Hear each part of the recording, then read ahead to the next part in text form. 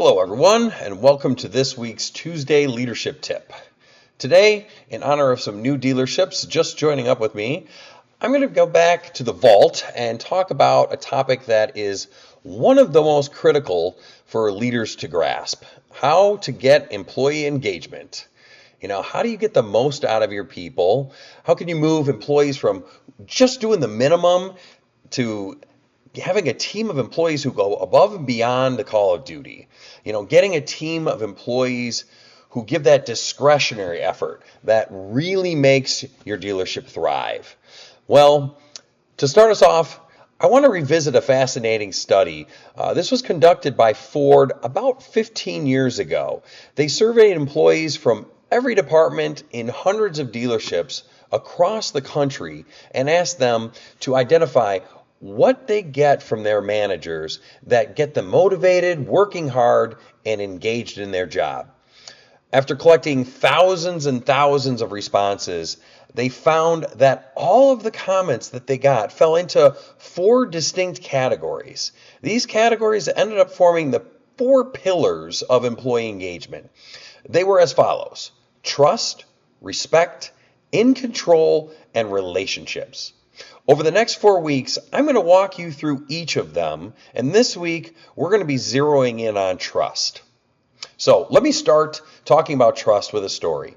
Years ago, I had this manager who seemed, by all accounts, to be trustworthy. He was an honest man. I never caught him in any kind of a lie. He was genuine, kind, and he truly cared about his team. But here's the thing. When the dealership did their employee survey, he scored very low on "I trust my manager." I remember sitting with him when he got the survey results. He was crushed. It really hit him hard, and he was hurt by this feedback. He couldn't understand why were his employees saying they didn't trust him. Well, as it turned out, with further digging into the situation, we found out that his actions didn't match his words. Things like he'd promise an employee to help them with something wouldn't follow through. He'd call for an early morning meeting and arrive late. He'd fail to handle a negative employee on his team and allow them to stay disruptive. This inconsistency, that's what led employees to lose trust. So trust isn't just about whether employees think you're trustworthy. It's also about how you present yourself and how you meet your employees' expectations.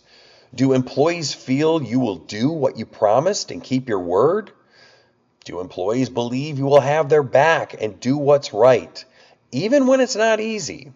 Do your employees believe you will handle those difficult situations when necessary? And will you practice what you preach? So, to build trust, remember, it's not just about whether you tell the truth. Actions truly speak louder than words. Consistently follow through on your commitments. Communicate openly, admit mistakes, and be approachable.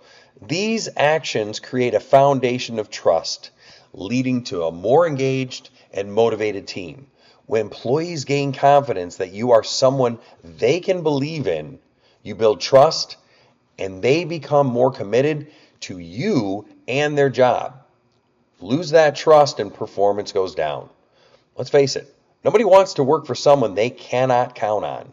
So, my action step for you this week is to look out for your blind spots. What are your actions saying about you on a daily basis? Where are you building trust, and where are you destroying it with your team? In conclusion, trust is our first pillar that you must think about as a leader in order to drive employee engagement. Stay tuned for the next pillar next week, where we talk about respect. Thank you.